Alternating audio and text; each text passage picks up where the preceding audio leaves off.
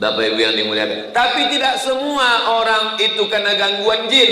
Ini kadang banyak jamaah ini mengadu ke saya, Ustaz Somad tolong bacakan air Pak Ustaz, laki saya ini malas sembahyang. Ustaz Somad tolong bacakan air Ustaz, laki saya ini selingkuh. Lama-lama saya mikir, kenapa semua salah jin? Pas kita bacakan air, ayat kursi diminumnya, tak ada reaksi. Memang dia tidak terganggu jin, laki kau gatal. Sikit-sikit salah jin, sikit-sikit salah jin. Karena kita kasihan juga sama jin nih. Nanti lama-lama keluar KPJ, Komisi Perlindungan Jin. Saking banyaknya jin yang teraniaya. Bahkan jin pun udah banyak yang pensiun.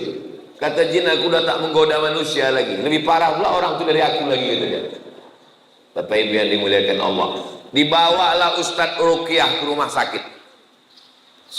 Sampai di rumah sakit dibaca Ustadz nilai ayat kursi. Allahu la ilaha illa huwal hayyul qayyum. Diludahinya Ustadz. Wih. Apa kata dia? Sesama jin dilarang saling mengusir. Rupanya ulah yang membaca itu 11-12 sama yang dibaca. Ketua beserta seluruh pengurus Masjid Syuhada Damai Langgeng. Hadir juga bersama kita pagi ini Ketua Ikatan Abdul Internasional Pak Abdul Wahid, yang ceramah nih Abdul Somad, ini orangnya. Mudah-mudahan Allah Subhanahu wa taala memberikan kita istiqomah iman dan Islam. Amin ya rabbal alamin. Saya akan membacakan satu hadis yang diriwayatkan dari Sayyidina Anas bin Malik dalam kitab Sahih Al-Bukhari tentang 4 dosa besar. Nanti setelah hadis ini saya sampaikan, menjelang waktu sholat sunat isyraq, saya jawab beberapa pertanyaan.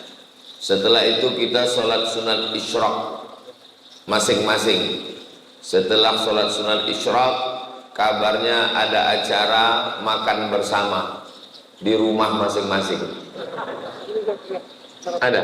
Oh ada, itu mancing panitia aja. Ada kitab yang selalu dijadikan rujukan umat Islam dalam bidang hadis, Sahih Bukhari. Saking cintanya orang Indonesia dengan Imam Bukhari, maka bisa dihitung di antara kita ini semua pasti punya kawan atau keluarga namanya Bukhari. Paling tidak nama lakinya Pak Bukhari, nama kawannya Pak Bukhari, saking cintanya nama Bukhari.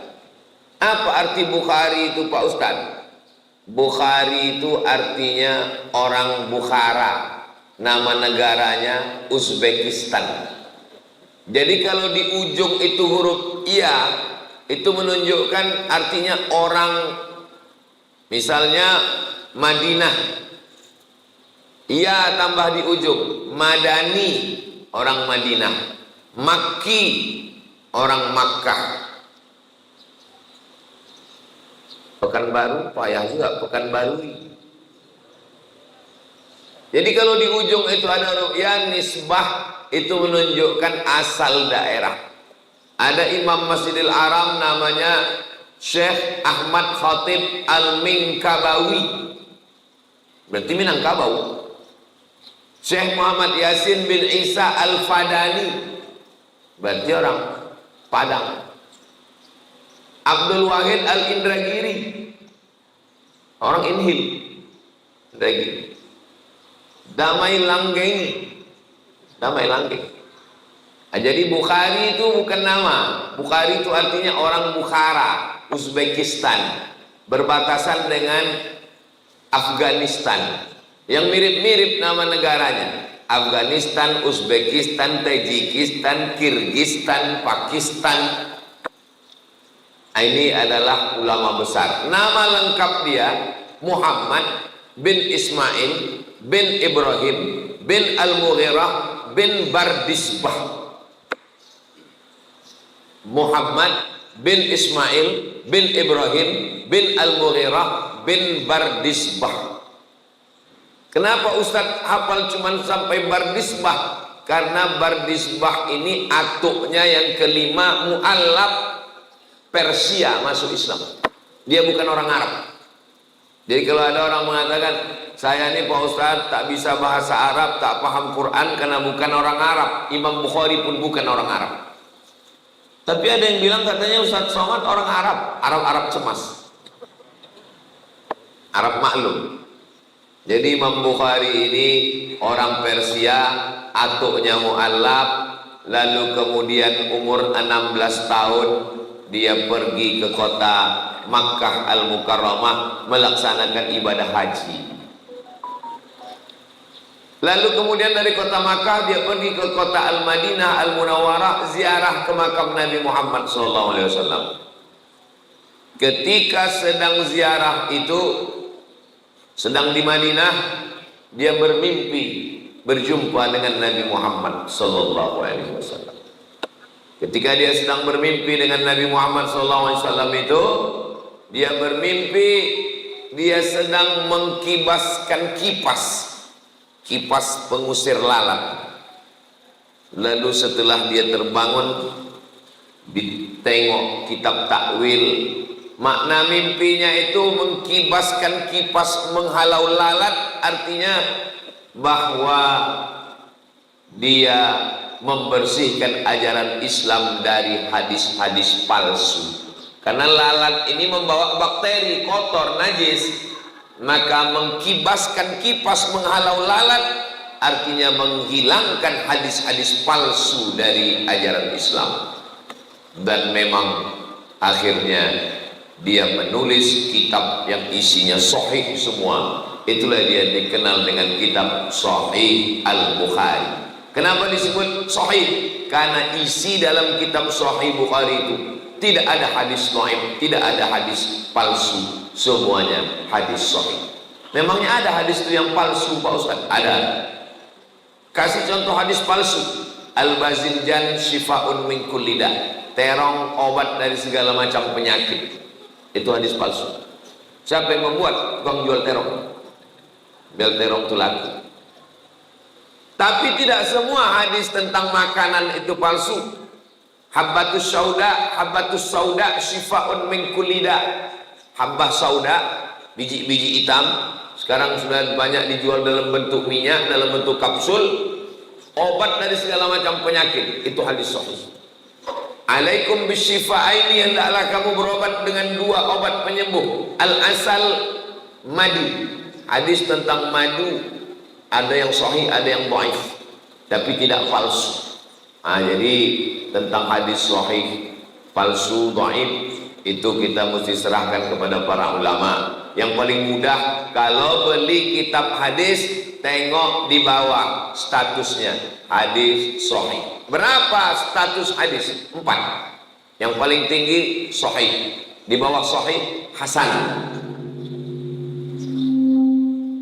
di bawah hasan dhaif, di bawah dhaif maudhu. Contoh hadis dhaif, Allahumma barik lana fima razaqtana wa qina azabannar. Dhaif.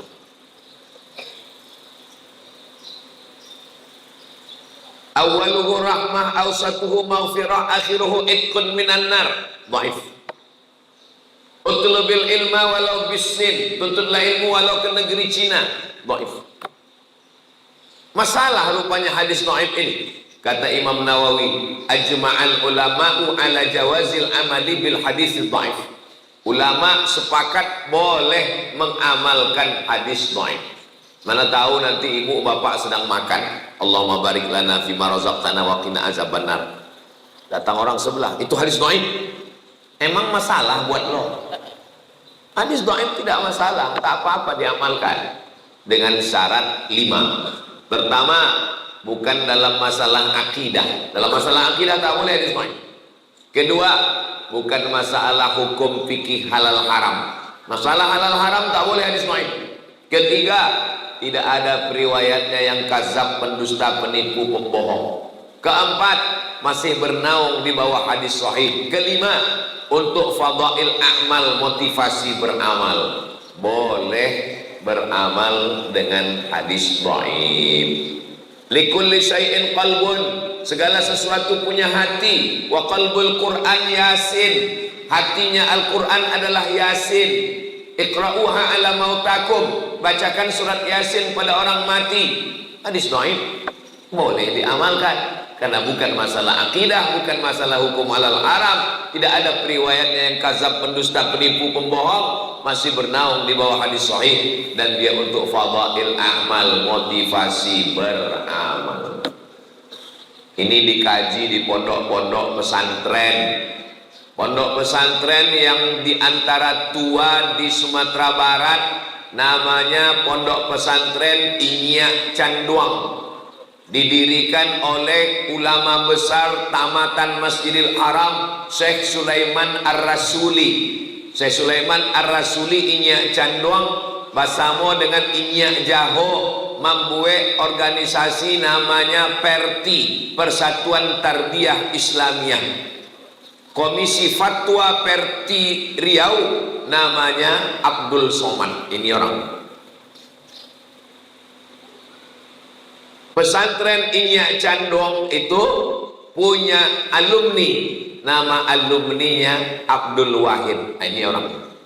Jadi beliau ini tamat pesantren Inyak Canduang, lalu kemudian melanjutkan ke UIN Suska, Fakultas Tarbiyah, lalu kemudian menjadi DPRD Provinsi Riau 2 periode, lalu kemudian DPR RI, dan sekarang balihonya banyak berserak-serak. Asal nampak baliho 3, itu beliau ada saya satu, salah satunya saya. Tadi saya tengok baliho ini 3, rupanya 3 gambar saya.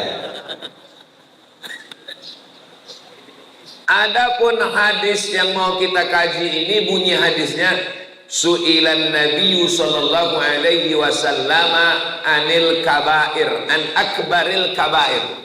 Nabi ditanya tentang dosa apa yang paling besar. Ada dosa besar, ada dosa kecil, ada dosa besar, ada dosa terbesar di antara dosa besar. Dalam hadis ini ada 4 dosa paling besar di antara dosa besar. Yang pertama kata Nabi, al-isyraku billah, syirik, mempersekutukan Allah. Siapa yang mempersekutukan Allah ini? Makanya nama perbuatannya syirik, orangnya namanya musyrik. Kata mereka Tuhan itu ada jantan, ada betina. Tuhan yang jantan namanya Allah, Tuhan yang betina namanya Lata. Ada Lata, ada Uzza, ada Manat, ada Hubal, ada Jibti, ada Tauhud, ada Naham. Tuhan jantan namanya Lata, Tuhan betina Tuhan jantan namanya Aziz, Tuhan betina namanya Uzza. Tuhan jantan namanya Manan, Tuhan betina namanya Manat. Tuhan jantan namanya Allah, Tuhan betina namanya Lata. Nikah Tuhan jantan sama Tuhan betina tadi, lahirlah anak-anak Tuhan. Anak Tuhan itu malaikat-malaikat, banatullah, anak Tuhan. Jadi tentang cerita Tuhan punya bini dan punya anak, itu kerja orang musyrik. Dari mana pemikiran Tuhan berbini beranak ini? Ini datang dari budaya Yunani kuno.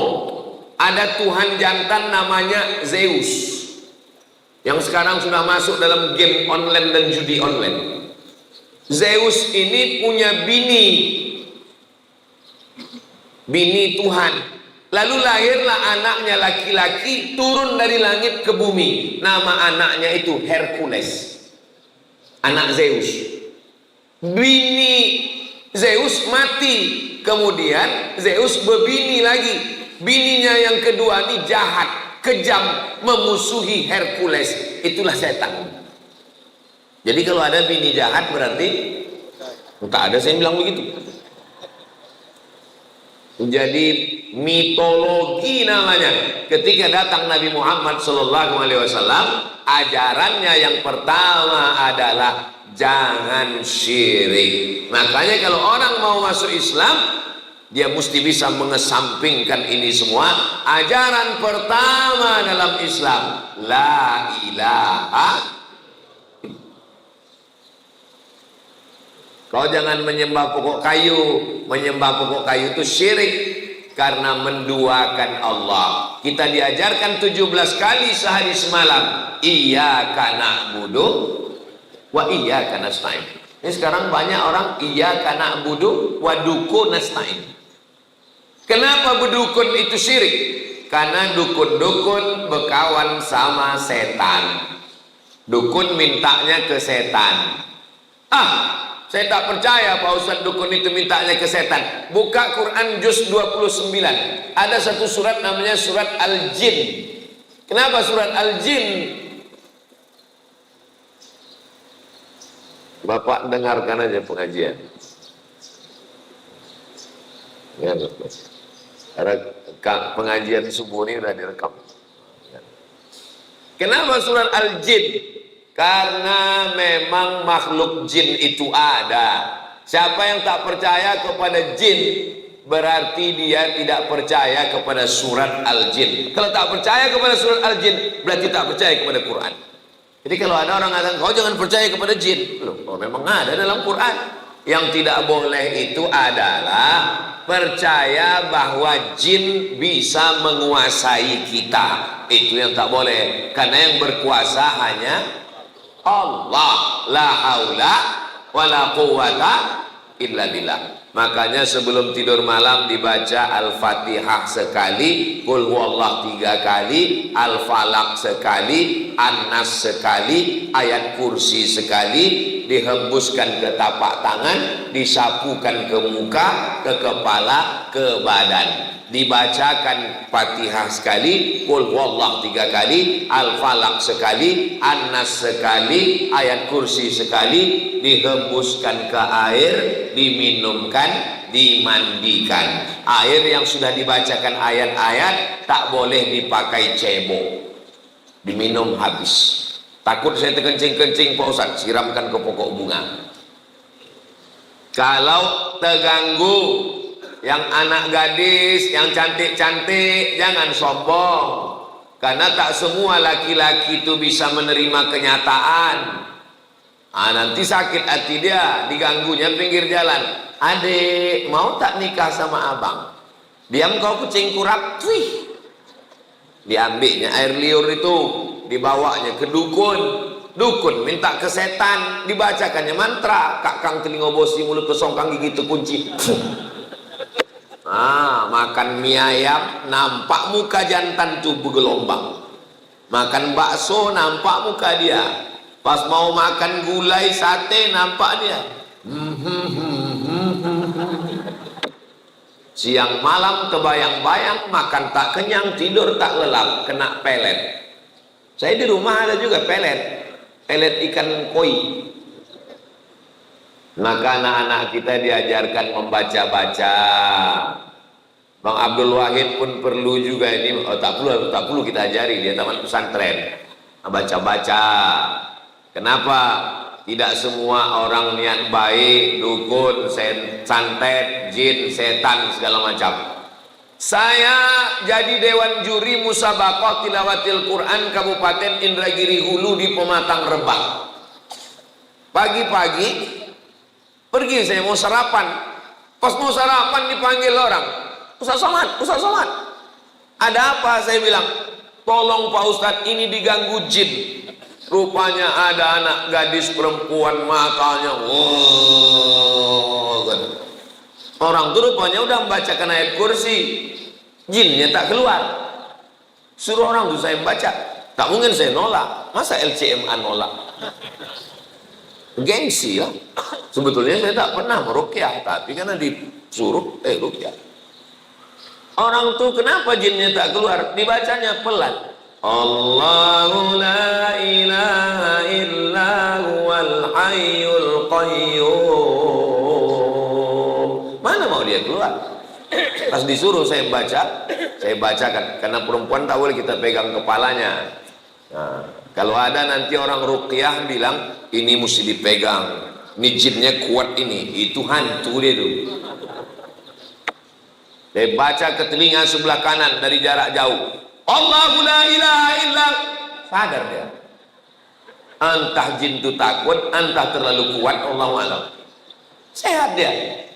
Alhamdulillah. Sejak itu takut saya. Sejak itu kalau ada orang kerasukan diganggu jin, saya kasih nomor kawan saya, hubungi nomor ini. Satu hari salah nomor, rupanya nomor BNN, Badan Narkotika Nasional. Bapak Ibu yang dimuliakan. Tapi tidak semua orang itu kena gangguan jin. Ini kadang banyak jamaah ini mengadu ke saya, Ustaz Somad tolong bacakan air Pak Ustaz, laki saya ini malas sembahyang. Ustaz Somad tolong bacakan air Ustaz, laki saya ini selingkuh. Lama-lama saya mikir, kenapa semua salah jin? Pas kita bacakan air, ayat kursi diminumnya, tak ada reaksi. Memang dia tidak terganggu jin, laki kau gatal.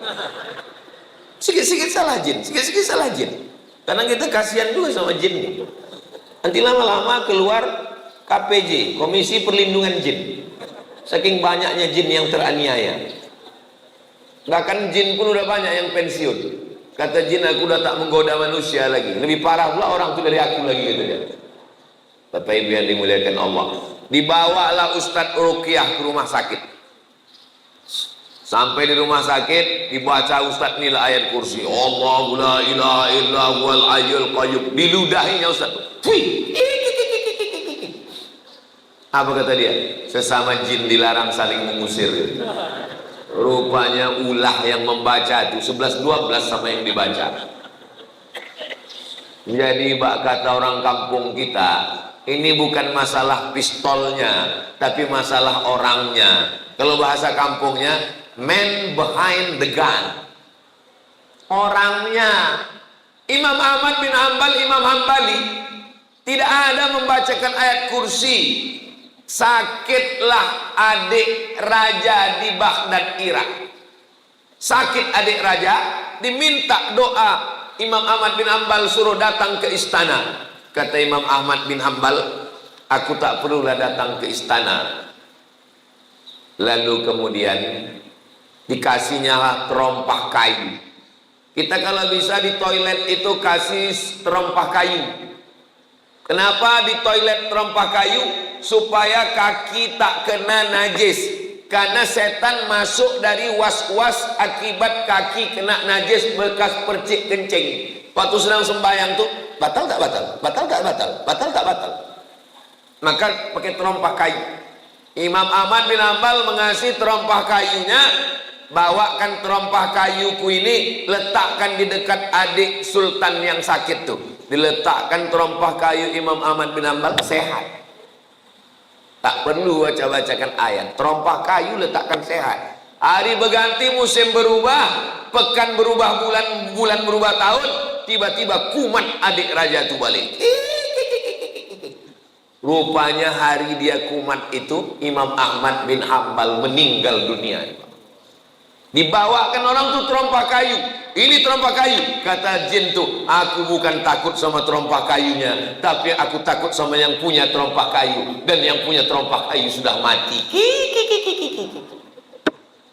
Jadi rupanya kalau kuat iman kita, belum lagi kita bacakan ayat itu, setan itu sudah lagi ligah pugah, lintang pukang tunggang langgang. Kalau menengok dari jamaah subuh Masjid Syuhada ini nampaknya orang-orang yang ditakuti setan semuanya. Tapi nggak tahu juga lah ya. Mudah-mudahan kita selamat dari syirik, insya Allah. Amin. Jangan katakan orang kafir musyrik Makkah itu tidak beribadah. Orang Makkah musyrik Abu Jahal, Abu Lahab itu rajin beribadah. Waktu Nabi membersihkan Masjidil Haram, berapa jumlah Tuhan? 360 Tuhan dalam bentuk patung berhala, perak, emas, perunggu, besi, kayu. Bahkan ada patung Tuhan itu yang terbuat dari tepung gandum. Tepung gandum dicampur minyak samin, minyak sapi, diadon, dibuat gambar Tuhan besar, disembah mereka. Pas perutnya lapar, dicuilnya Tuhan tuh. Mohon maaf Tuhan, lapar kali perutku, makan. Itu maka mereka disebut dengan jahil. Kenapa jahil? karena tidak mengenal Tuhan. Maka dalam tauhid dikenal awwaluddin ma'rifatullah. Perkara pertama dalam Islam adalah mengenal Allah. Wujud qidam baqa mukhalafatu lil hawadisi qiyamuhu binafsihi wahdaniyah qudrat iradan. Tapi dakwah pengajian ke kampung-kampung tak sampai. Jangankan ke kampung, ke Palas aja tak sampai. Mohon maaf Ustadz Somad, tolonglah kirim Ustadz-Ustadz ke Palas nih Pak Ustadz. Tak sampai Ustadz Ikmi, Ustadz MDI dari Pekanbaru Pak Ustadz. Gas motor tuh cuman sampai di jembatan Leton. Asal sampai Leton mati mesin. Itulah maka Ustadz Al-Nokdinar membuka pesantren di Palas. Alhamdulillah anak-anak tahfiz Quran itu yang jadi imam. Saya tak sanggup berdakwah masuk kampung ke kampung. Yang kami masuk cuman Bagan Benio, Talang Mama, Talang Perigi, Talang Jerinjing. Itu yang kami cuman sanggup masuk. Yang bisa mengirim dai-dai ke pedalaman Riau ini adalah gubernur.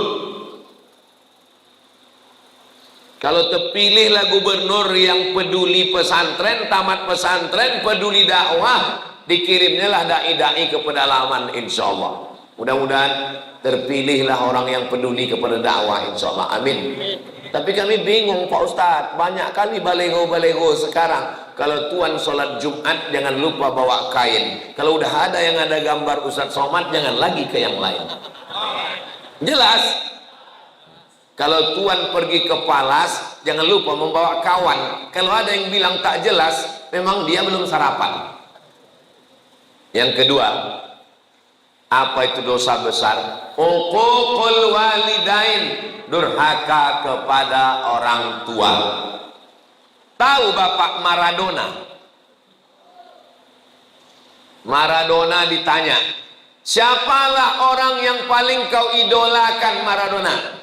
Kata Maradona, ayahku melepuh keringatnya mencari makan untuk aku. Lalu kemudian dia balik ke rumah. Ayah Maradona itu kuli. Balik dia ke rumah. Dia bilang, kami tanya, ayah dari mana? Aku dari jalan-jalan tadi, kata dia. Karena dia ingin menyenangkan hati kami. Dibelikannya aku bola. Dialah yang pertama kali membelikan aku bola, menyuruh aku ke lapangan bola. Tak layak aku membanggakan orang lain sementara ayahku yang sudah berpeluh keringat darah air mata membelikan bola untuk aku. Jadi Maradona itu mungkin akidahnya tak sama dengan kita, tapi pasal kepada orang tua dia termasuk orang yang berbakti kepada orang tua. Saya tidak mengajak Bapak Ibu suka sama Maradona, tak suka ya tak apa-apa. Kita bebas, kita demokrasi kok. Tapi jangan caci maki, sumpah serapah, ejek mengejek, bully membuli. Begitu juga dalam hal masalah pilkada ini. Jangan, beda biasa. Tapi jangan caci maki, sumpah serapah. Kalaupun ngejek hati-hati juga. Ini survei kan udah 35%. Susah mengejarnya. Kalaupun ngejek ya sekedarnya aja lah. Susah nanti memperbaiki hubungan kita. Saudaraku yang dimuliakan Allah Subhanahu wa taala. Jadi masalah orang tua, mudah-mudahan anak-anak kita ini semua anak-anak yang berbakti kepada orang tua insyaallah. Amin. Yang ketiga, yang dosa terbesar itu adalah qatlun nafsi, membunuh.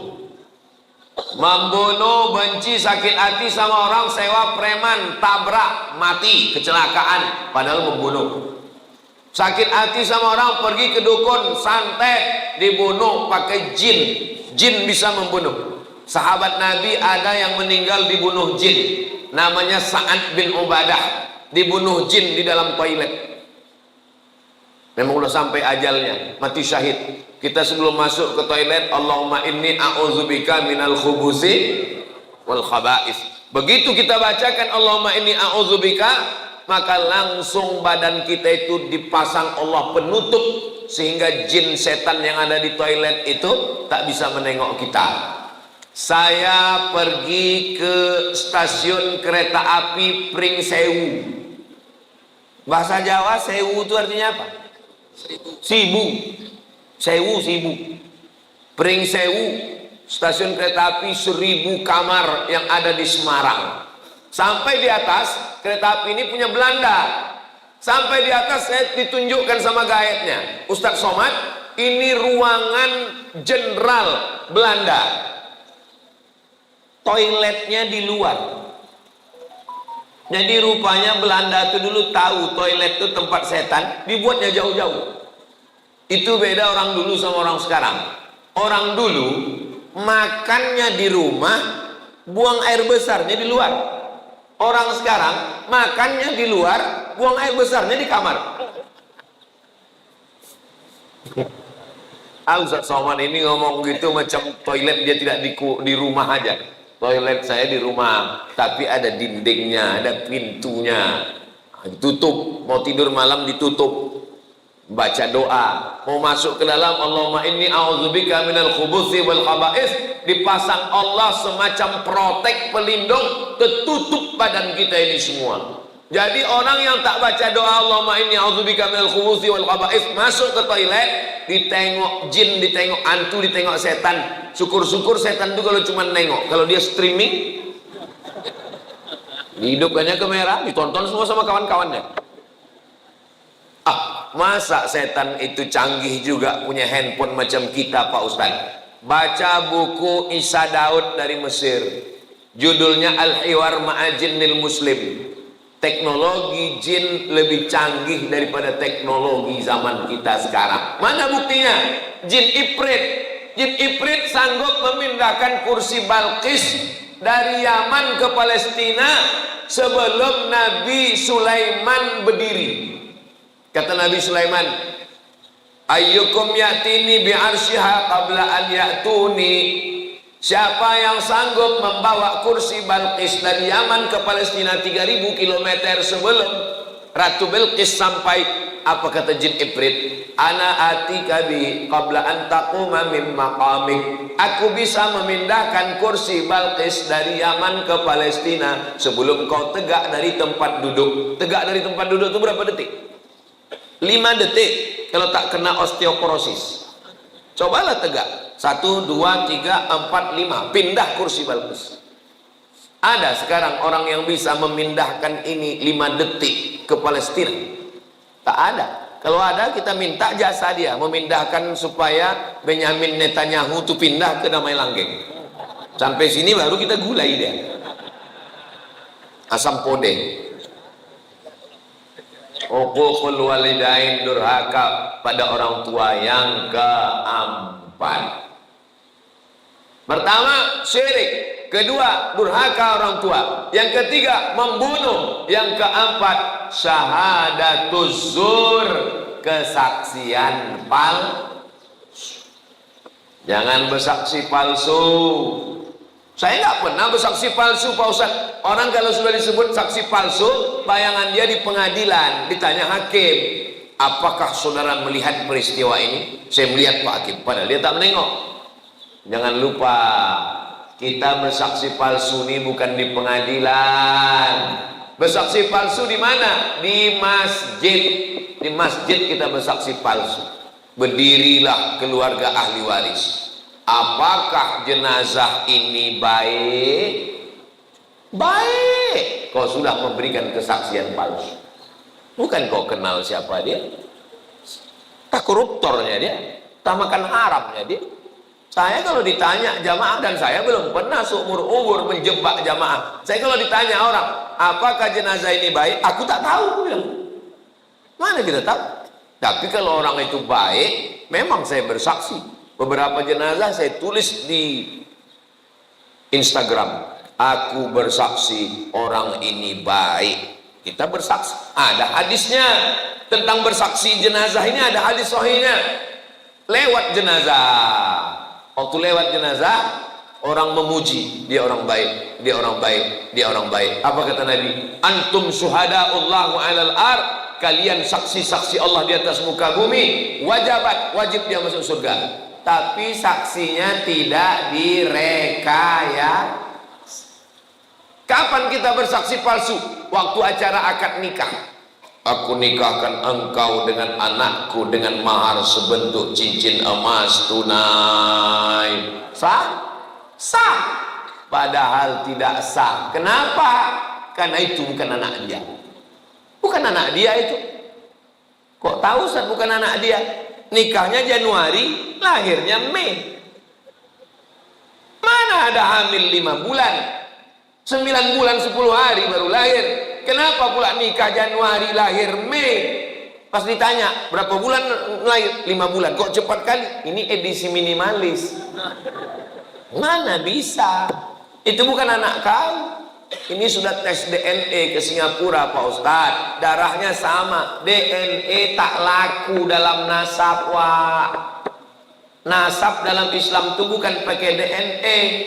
Tapi bila jelas itu memang, maaf cakap, memang benih dia, tak ada laki-laki lain. Kenapa tak diakui? Di mana kesalahan dia? Kesalahan dia satu, mencoblos sebelum hari H. Kertas yang dicoblos sebelum tanggal 27 November tidak diakui KPU. Jelas? Apanya yang jelas ini? Jelas nasab tadi tak diakui karena dia sudah ada sebelum akad nikah. Jangan nikahkan anak yang hamil. Malu. Dulu di Pinang tak dikasih. Datang orang meminang baik-baik tak dikasih. Muncul niat jahatnya. Tanam pinang rapat-rapat supaya puyuh tak dapat lari. Sudah ku pinang tak dapat-dapat. Aku bawa ku hotel, ku hamili, kata dia. Nauzubillah, nauzubillah. Banyak orang tua sekarang lebih mau makan di daun daripada makan di pinggan. Di Pinang tak mau mencari menantu kaya, mau mencari menantu hebat. Sudah hamil baru tahu rasa, barulah dinikahkan. Itu nikahnya menurut mazhab Syafi'i sah, nikahnya sah. Yang jadi masalah setelah lahir anak. Lahir anak tak boleh dibinkan ke dia karena itu bukan anak dia. Lahir anak, mati si bapak, anak ini tak dapat hak waris karena mereka tak ada hubungan nasab. Lahir anak laki-laki, setelah itu lahir adiknya perempuan. Ini si abang anak pertama ini tak bisa jadi wali bagi adiknya karena mereka dianggap saudara seamak bukan saudara seayah. Meninggal tak dapat warisan, menikah kebetulan anak hasil coblos sebelum hari H tadi, anak itu perempuan 25 tahun umurnya, cantik, dipinang orang, tak bisa kau walikan, Pak. Itu bukan anakmu. Lalu walinya siapa kalau dia mau nikah nanti? Fasultanu waliun man la waliyalaha. Walinya adalah wali hakim, Pakku. Nggak enak lah Pak Ustadz, saya dulu kenapa enak? Nggak enak lah Pak Ustadz, saya kan bapaknya. Gimana cara saya menolak? Mesti kuajari juga cara menolak. Pura-pura mencret, kalau sakit perut tak bisa. Kalau ditanya Pak Kua, mohon maaf Pak Kua, aku tak bisa mewalikan ini. Pak Kua tahulah, iyalah bukan bapak aja, memang udah begitu, udah kebanyakan sekarang. Pak, jaga anak-anak kita Pak, jaga anak-anak kita. Bu, saya ini lemah penceramah Ustadz. Yang bisa menjaga itu adalah pemimpin yang bisa memasukkan pendidikan agama ke sekolah umum, merendahkan biaya pendidikan pondok pesantren. Ustadz Al-Nok ini pimpinan pesantren Nurul Azhar Palas. 1 tahun 25 orang gratis. 25 orang, sekarang 100 orang gratis. Laki-laki di Palas. Saya di Ma'had Az-Zahra Rimbo Panjang perempuan, setahun gratis 25 setahun cuman 100 orang yang sanggup kami gratis. Jadi Ustaz Somad menggratiskan santri di Rimbo Panjang 100 gratis, yang lain bayar. Dari mana Ustaz bisa dapat duit 100 itu? YouTube. Jadi kalau ada orang memfitnah saya, memang sakit hati saya. Itu Somad itu beli mobil itu dari YouTube tuh. Itu maka bunyi knalpotnya tuk tuk tuk tuk tuk tuk. Semua duit YouTube itu untuk makan santri, gaji guru, beli beras, beli gulai, beli ikan, bayar listrik, bayar lampu. Tidak pernah duit YouTube ini masuk ke rekening saya. Masuk semuanya. Ustaz ku tengok keliling kemana-mana dengan Bang Abdul Wahid. Kenapa Ustaz berkeliling? Apa salahnya sesama Abdul saling tolong menolong? Ini jangan-jangan Ustaz dapat duit banyak ini Pak Ustaz. Tanya Ustaz Alma. Kita punya program 20 jam. Hari Sabtu, hari Jumat Sabtu. Jumat Sabtu bulan Oktober, Jumat Sabtu bulan November. Semua duit yang masuk diserahkan untuk makan santri, gaji guru. Ini perlu saya jelaskan di tempat yang suci ini supaya apa? Jangan ada dusta di antara kita. Bapak Ibu yang dimuliakan Allah. Jelas? Rasanya jelas. Tak terasa waktu ini berlalu. Sudah habis waktu sholat sunat isyraq masuk. Padahal tadi saya bilang jawab pertanyaan. Rupanya kalau kita ceramah di tempat orang yang hatinya bersih itu, tak terasa waktu itu berlalu. Saya pernah ceramah di tempat orang yang hatinya suntuk, lama kali terasa tausiah. Kapan itu Pak Ustaz? Waktu acara buka bersama. Oh gini loh nontonnya. Selesai tausiah, mohon maaf Pak Ustaz, saya mohon maaf Bapak Ibu, saya tadi waktu tausiah itu lama kali saya rasa, saya bilang. Kata jamaah itu kami yang mendengar lebih lama lagi Pak Ustaz. Saya jawab dulu ini dulu, habis saya jawab baru kita sholat sunat isyraq 2 rakaat. Saya seorang muslimah sudah tak muda lagi, usia 35 tahun. Masalah umur ini bukan masalah angka, Besti. Umur ini masalah rasa. Saya nih, rasa saya sekarang rasa 27 aja nih sekarang. Beberapa bulan yang lalu datang seorang laki-laki berusia 28 tahun. Ingin menjalani hubungan serius dengan saya. Kalau memang dia serius, jangan cuma berani bawa mawar, tapi berani bawa mahar. Saya selidiki laki tersebut, ternyata pekerjaannya seorang pembeli berondolan sawit. Mantap. Dan dia mau sholat tapi belum 5 waktu. Tambah. Kemudian pas hari Jumat beliau saya WA di waktu sholat Jumat dan dia menjawab WA saya dan kita chattingan sepanjang waktu sholat Jumat. Jangan terima lagi. Sedang Tuhan aja dia khianati, apalagi kamu. Dan saya menolak beliau dengan alasan perbedaan usia yang jauh. Masalah umur tak masalah. Nabi Muhammad dengan Khadijah jauh 15 tahun, tak apa-apa. Dalam hati saya karena pekerjaan beliau yang saya ragu kehalalannya, yang jadi pertanyaan, ini curhat panjang kali nih. Apa pekerjaan sebagai pembeli berondol itu halal? Jual belinya sah, pekerjaannya halal selama tidak ada unsur tipu, tidak ada unsur kazib bohong, tidak ada unsur zulm aniaya, maka jual beli berondol sah. Apakah saya salah berdosa karena telah menolak sinyal jodoh dari Allah di usia saya? Istikharah. Masalah dia tak sembahyang Jumat udah kena pancing sekali, kasih tahu, Bang. Kemarin kita chatting hari Jumat tuh, kenapa kau chatting terus? Berarti kau tak sembahyang Jumat. Dek, sebetulnya abang musafir. Oh, tak boleh kita sembarang tuduh. Mudah-mudahan dia sholat. Kalau dia mau bagus, terima dia dengan baik. Mudah-mudahan jadi keluarga yang sakinah, mawaddah warahmah, insyaallah. Amin ya rabbal. Hah? Mana? Makin-makin kecil tulisannya Ustaz. Anak saya mondok di Mojokerto. Dari tahun kemarin kelas 1 SMP. Dari pertama masuk anak sudah diganggu oleh jin. Anak saya tetap bertahan dan selalu beberapa bulan kuku anak saya dicabut satu persatu oleh jin ini. Anak saya sering pulang hampir 1 tahun begitu terus Ustazah. Anak saya suruh pindah pondok, tidak. Saya mau bingung, akhirnya kenalkan kelas 2 SMP, loh kok ini dicabut lagi kukunya. Oh berarti ini jin PKI ini. Suka mencabut kuku. Kalau suka mencabut alis mata, itu jin perempuan. Kan suka mencabut alis. Setiap saya carikan tombol ke ustadz jawabannya yang selalu menakutkan. Saya kasih nomor Ustadz Faizar, spesialis jin. Nanti minta ke Ustadz Al-Nob ya. Saya tak berani nge-share nomor dia, nanti terganggu dia. Nanti saya kasih ke nomor Ustadz Al-Nob, Ustadz Faizar. Saya buat biar tak susah mencari nama Ustadz Faizar ini, saya buat di sini Ustadz Jin. Nah, Ustadz Jin. Nah, tengok Ustadz Jin. Nah, itu Ustadz. Kasih ke ibu nih nama Ustadz Faizar Jin. Ada lagi pertanyaan tadi? Udah catat nomor. Nanti kirim ke ibu tuh nomor Ustadz Faizal. Bolehkah berhajat ingin rumah cepat terjual ditebus dengan puasa? Oh, jadi kalau rumah terjual puasa, kalau tak laku-laku tak usah puasa.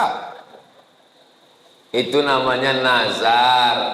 Nazar itu membuat amalan sunat menjadi wajib.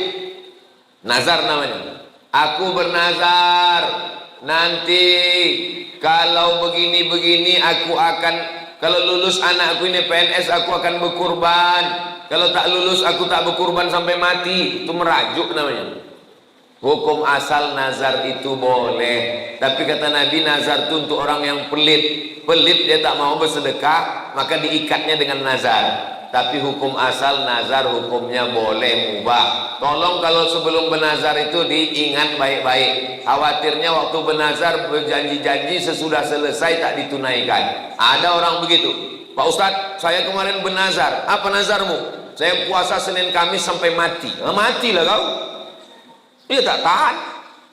Jadi sebelum bernazar tuh pikir-pikir baik-baik. Saya anjurkan kalau nazar bagusnya nazar sodakoh saja. Karena kalau puasa Nabi Daud bernazar pula puasa Nabi Daud sampai mati. Oh, sebelum mati kita duluan. Kita sibuk. Jadi sebelum bernazar itu pikirkan baik. Kalau nazar sodakoh, ini bagus. Ada lagi pertanyaan Ustaz Al-Nob? Apakah cerita Sa'ban dan Sa'labah itu termasuk hadis palsu, Pak Ustadz? Hadis palsu. Usah diriwayatkan lagi, usah disebar-sebarkan lagi. Man kadzdzaba alayya muta'ammidan, siapa yang berdusta kepadaku secara sengaja, falyatabawa maq'adahu minan nar, siapkanlah tempat duduk dari api neraka. Jadi kalau ada penceramah meriwayatkan hadis palsu satu hari sekali, sebulan booking 30 kursi di neraka jahanam. Hati-hati meriwayatkan hadis. Kalau tak betul-betul sahih, tanyakan kepada ahlinya. Mudah-mudahan kita selamat dunia akhirat insyaallah. Ini ada pertanyaan. Mana tadi pertanyaan Ustaz Al-Nob tadi mengirimkannya? Saya mengalami maaf cakap, keputihan terus menerus. Sebelum sholat saya bersihkan, dan ketika sholat keluar. Bagaimana Pak Ustadz? Laki-laki bisa mengalami namanya sulusul baul, baul kencing, sulusu rantai. Sulusul baul kencing berantai, menetes tak putus-putus. Perempuan bisa mengalami dua. Pertama istihadah, darah tak putus-putus. Yang kedua cairan tak putus-putus. Maka cara mengatasinya bagaimana? Dibersihkan sebelum masuk waktu sholat. Pergi ke toilet, bersihkan, sesudah itu pakai pembalut. Setelah dipakai, berwuduknya setelah masuk waktu. Jadi kalau zuhur jam 12.15, jangan berwuduk sebelum azan, sebelum masuk waktu. Begitu mendengar suara azan, Allahu Akbar, Allahu Akbar, masuk ke toilet, bersihkan, pasang pembalut. Maka yang menetes setelah wuduk tadi, ma'fu anhu, termaafkan. Bisa terjadi tiga. Pertama, sulusul baul, kencing tak putus. Kedua, istihadah, darah tak putus. Ketiga, cairan yang tak putus keluar. Khurujus syai'i anis sabilaini, keluar sesuatu dari dua jalur. Dari kubul bagian depan, dubur bagian belakang. Kalau keluar dia batal wudhu. Kalau batal wudhu, batal sholat. Tapi ada keringanan. Kalau dia menjadi penyakit, berobat, berkusuk. Kalau tak juga sembuh, maka dia menjadi ma'fu anhu, termaafkan. La yukallifullahu nafsan illa wus'aha. Itulah kaji kita subuh ini, mudah-mudahan berkah. Kita sholat sunat isyraq, habis itu nanti kita tak tahulah tahap kata panitia. Habis itu kami nanti akan lanjut ke pasar pagi, lanjut dialog. Habis itu kami ke Rokan Hulu, ke Pasir Pangarayan, ke Ujung Batu. Jadi Ustaz Somad ini keliling-keliling terus nih sampai kapan? Sampai tetes darah penghabisan.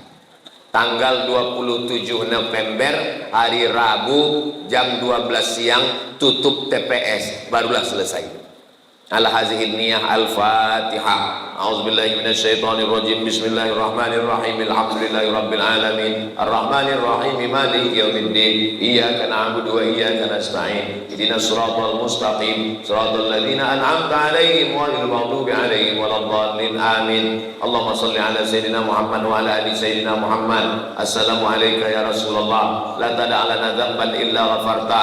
Pulang kami dari masjid syuhada ini bersih dari dosa-dosa. Wala dainan illa qadaita, tolong kami lepas dari hutang piutang riba. Wala maridan illa syafaita, yang sakit-sakit angkat penyakitnya. Wala mayitan illa rahimta, yang meninggal dunia ampunkan dosanya. Wala aziban illa zawajata, yang belum menikah jumpakan dengan jodohnya. Wala raghiban illa anjabata, berikan keturunan soleh solihah, anak penghafal Quran. Ya qadiyal hajat, engkau menunaikan hajat. Iqdi hajatina, tunaikan segala hajat kami. Allahumma rzuqna imaman adila, berikan riau pemimpin yang adil dan amanah, pemimpin yang takut kepada engkau ya Allah, pemimpin yang peduli kepada anak yatim, fakir miskin ya Allah. Rabbana taqabbal minna innaka antas samiul alim wa tub alaina innaka antat tawwabur rahim. Rabbana atina fid dunya hasanah wa fil akhirati hasanah wa qina azabannar. Wa sallallahu ala sayyidina Muhammad wa ala alihi wa sahbihi wa sallam. Walhamdulillahi rabbil alamin. Taqabbalallahu minkum.